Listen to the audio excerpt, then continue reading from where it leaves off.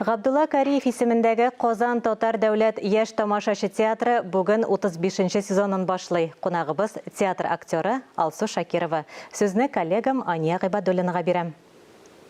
Исәнмесез, Алсу? Исәнмесез.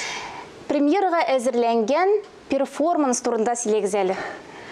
Біз быелгы сезоныбызны спектакль белән генә түгел, инде перформанс белән дә ачырга булдык. Бу безнең Яралу дигән перформансыбыз булачак. Аның автор идеясы һәм хореографы Елена Музеева, безнең театрыбызның хореографы һәм режиссеры Булат Гатауллин. Бу перформансның төп идеясы шунда.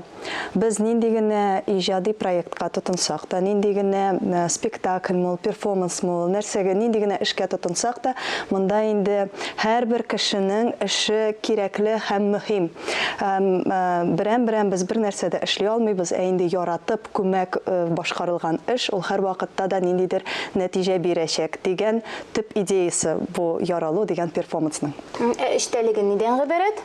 Эштәлеген сөйләп тормыйм. Инде эштәлеге бит инде аның килеп күрә торган нәрсә. Нинди артистлар катнашачаганда? Монда инде безнең олы яшьтәге улпат артистларыбыз Нурия Әхмәт абый Сафин, Халида Пасынгатуллина, Рәмзия Закирзянова, Фируза Зинатуллина һәм инде без урта буын һәм яшьләр Альбина Гайзуллина, мин Алсу Шакирова, Гөлназ Галимуллина, Эльдар Гатауллин, Булат Гатауллин һәм Рамил Вафин. Театрның менә шулай перформанс жанрына еш мөрәҗәгать итәме театр? Менә бу арада мөрәҗәгать итә башладык әле. Безнең яз көне булды Йөз Тукай перформансны, аны без 2 тапкыр күрсәттек. Ул да тамашачы белән бик әйбәт кенә кабул ителде.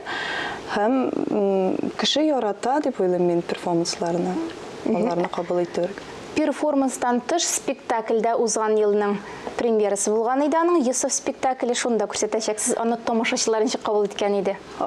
Йосыф спектаклендә тамашачы бик яратып кабул итте. Һәм дә инде без спектакльгә дә, перформанска да тамашачыны чакырып калабыз. Килегез, рәхим итегез. 17:30-да Яралу перформансын күрсәтәчәкбез һәм инде 18:30-да сезне Йосыф спектакле премьерасына чакырып калабыз. Рәхим итегез, килегез. Алсу, быелгы сезон бит инде юбилей. Сезон өчен тагын нинди яңалыклар, нинди үзгәрешләр көтә икән? Яңалыклар, үзгәрешләр дип инде без менә хәзерге вакытта премьера хәзерләнеп ятабыз. Ул Ромео и Джульетта, аны куярга килде Илсур Казакбаев, башкорт режиссеры. Аннары инде тагын күп премьераларга әзерлекләр булачак. Ләкин хәзер иң зур эш шул Ромео и Джульетта өстендә алып барыла. Соңгы көннәрдә булган күңелле яңалык турында да берничә сүз әйтеп китик инде. Сез дәүләт бүләгенә лаек булдыгыз. Сез һәм театрның башка артистлары. Әйе, менә бу көннәрдә генә әле билгеле булды. Президентыбыз указга кул куйган. Бу көннәрдә генә билгеле булды. Миңа Алсу Файзуллина һәм Гөлназ Галимуллина безгә Татарстанның атказанган артисты дигән исем бирелде.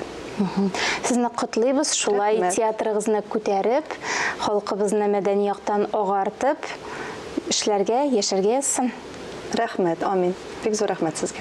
Хөрмәтле тамашачылар, сез Ғабдулла Кариев исемендәге Қозан Татар дәүләт яшь тамашачы театры артисты Алсу Шакирова белән әңгәмә карадыгыз.